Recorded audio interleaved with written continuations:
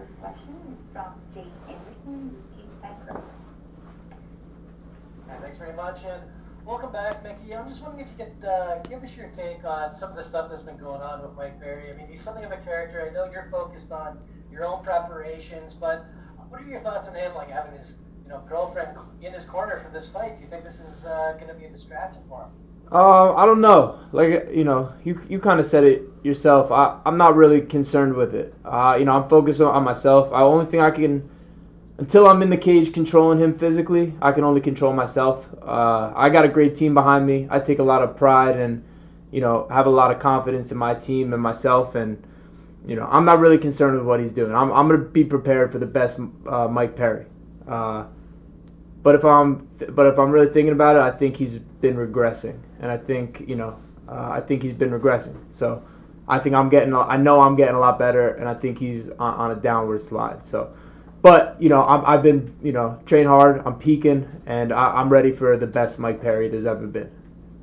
I can take him out. Is this a case where being a methodical fighter, keeping your head, kind of wins you the fight against a guy who's known to let his emotions get the better of him? Say that again?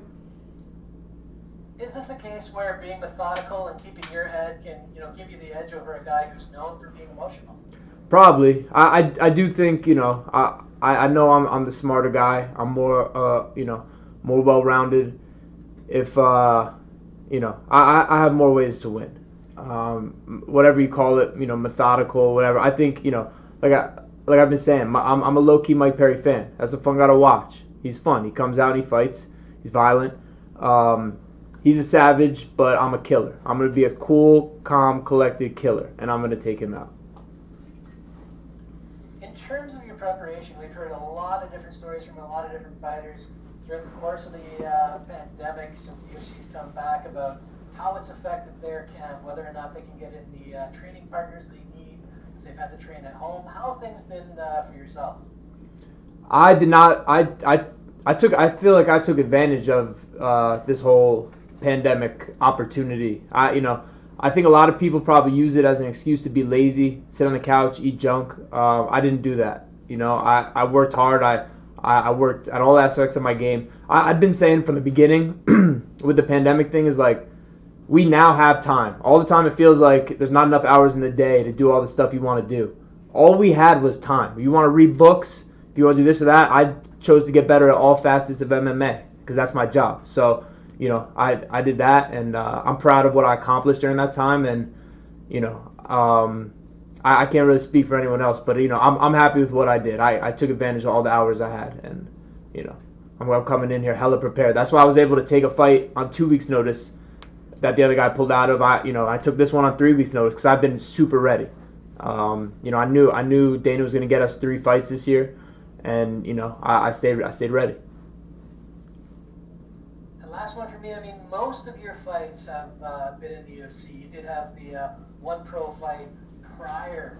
What do you expect the empty venue at the Apex to be like? I think if anything, it'll be more relaxing. I'll be more clear-headed. I train every day in a gym without fans. And then, a lot of times we do these fights and then boom, there's 20,000 people there. That's probably more of a shock. While this, I think, will be more of a regular thing. And I'll be able to, perform to like the top of my abilities. All right, well, co-main event Saturday. Looking forward to it. Thank you very much. Next question is from Mike Hack with NFL. Oh, what up, Mike Hack? How we doing, man? I have to tell you, first off, I haven't watched The Last Dance yet, but that's coming. Bro! All right, that's all right. I know. Jim Miller, we talked about this a couple weeks ago before he fought, gets a nice quick win over Roosevelt Roberts. How satisfying was that for you to watch, and how much did that help motivate you heading into this Saturday? It was great. For me and, LJ, Raboli, my brother Quarterman over here, Jim's a big brother to us. So, we're always rooting for Jim. Always love seeing his family jumping up and down on the couches, his kids and stuff. Super happy for Jim. Always root for him. That's a UFC Hall of Famer shoo-in for sure. Hard to argue with that. The other question I have, because I know I asked you a bunch earlier, is one thing I noticed when we spoke a couple weeks ago is that you're just super focused. Like, I've talked to you so many times over the years, and before and after many fights, and a lot of times, like maybe the Mickey Gall from 2 years ago would have sort of bought into the Mike Perry trash talk and sort of fueled it a little more. This time you're staying away from that and you're focusing on the fight itself. So what's changed, do you think? Like, where does this focus all come from? When did you start to really turn that corner, you think? I think just maturing, just getting older. You know, I came in here as a kid. So all my growing pains, or whatever you want to call them, are going to be seen and examined and displayed. You know, I've done a better job of managing my energy, knowing what I can control, can't control. And yeah, I think just getting older, just understanding like who I am and what's important. And I do, I feel great. You know, I've been, just getting better at this, man. Like the first time you guys saw me, you guys saw my first pro fight. You guys saw my second pro fight in the UFC, and I'm just getting better as I go, and I'm only gonna keep getting better. And then last thing for me, you've had a couple of fights booked that have fallen apart, some big names. You get another pretty big name in Mike Perry. It's been 10 months or so since we last seen you. How does it feel to actually be here in a fight week since it's been so long for you? Brother, I'm happy. There's nowhere I'd rather be. If Mike gets COVID, I still want to fight him. I don't give a fuck. Like I want this so bad. I'm living my dream. I'm the UFC co-main event again. Like, let's go. Thanks, Mickey. Good talk with you as always, and all the best on Saturday, brother. Thanks, brother. Always good talking to you. Next question is from Dennis Sakura with Evan. Mickey, you said there that you're a low-key Mike Perry fan. When this bout came across your table, what was your initial thought on fighting Perry? I thought, man, it's about time. I mentioned this fight to Sean Shelby for over a year. We love the fight.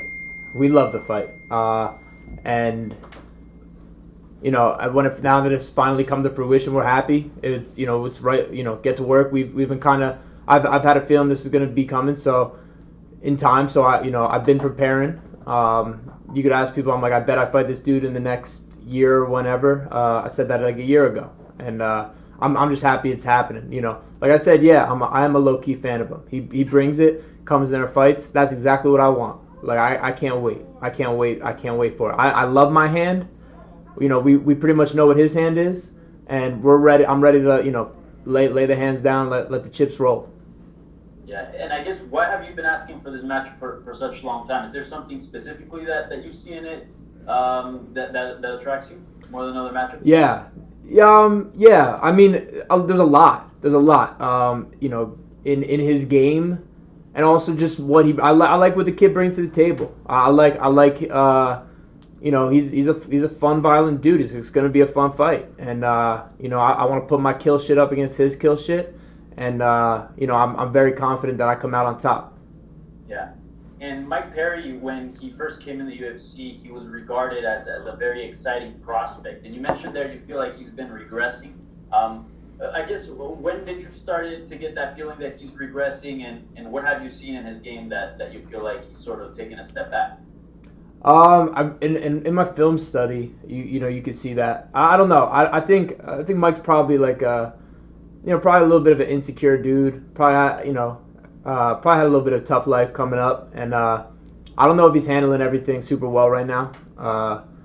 But again, who knows? I don't even want to speculate too much because it doesn't matter. I know what hand I got. I know what I'm bringing to the table.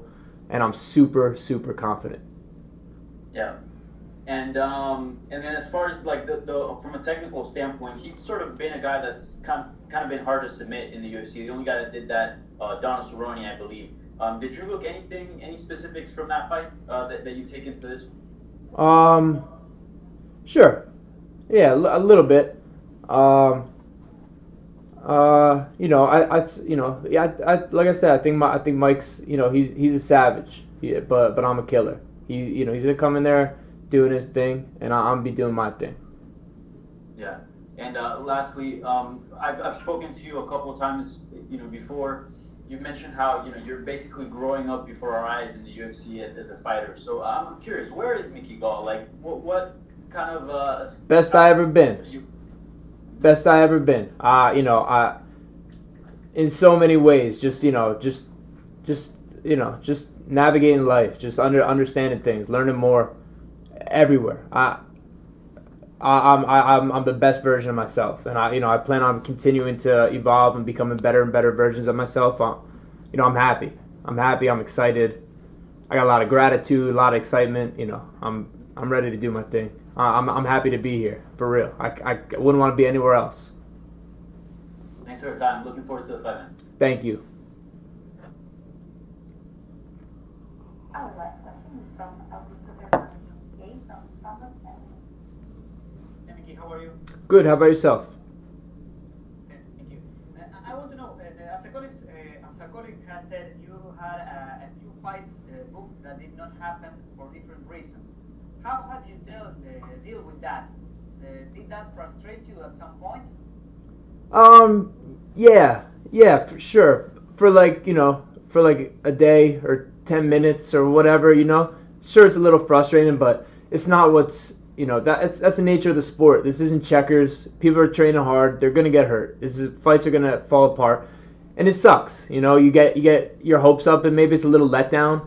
But I didn't let that, I haven't let that affect me. I've been really good at just managing my energy, controlling what I can control, and knowing myself. And, we had a great camp for the Carlos Condit fight. I was camping since August. We thought we were fighting Carlos Condit since August. I fought August 3rd. Around the 20th or the 25th of August, Sean Shelby told me we were going to do a Carlos Condit fight. So we were camping then until, a week before the fight, and he pulls out. Then we had other ones where I was just staying ready. I was staying on my things. I wasn't lazy during quarantine. I did all the right things. I've been putting myself in uncomfortable situations. I've been growing. I've been doing all the right things. So I'm coming in here with a lot of confidence, and real confidence, not fake confidence, like real confidence, because I what I've done and what I've been through, and so it's okay. It's okay. It's perfect timing now. That's how I feel. Well, we're here now. I'm with the UFC. I'm seeing all these familiar faces, and I'm just happy where I'm at. Mickey, you have said that you could take advantage of this pandemic time, and we have been talking about your growth since your debut in UFC. So, what new things are we going to see on Saturday night? Oh man, why spoil the surprise? We'll see Saturday night. I don't think I've scratched the surface of my potential and what I bring to the table now and what I will bring to the table in thinking forward. But I know none of my fights have even scratched the surface. I'm very capable. I got a lot of stuff to show. So who knows what's gonna come out? I got a couple ideas, but I don't want to spoil it. So we're gonna get after it.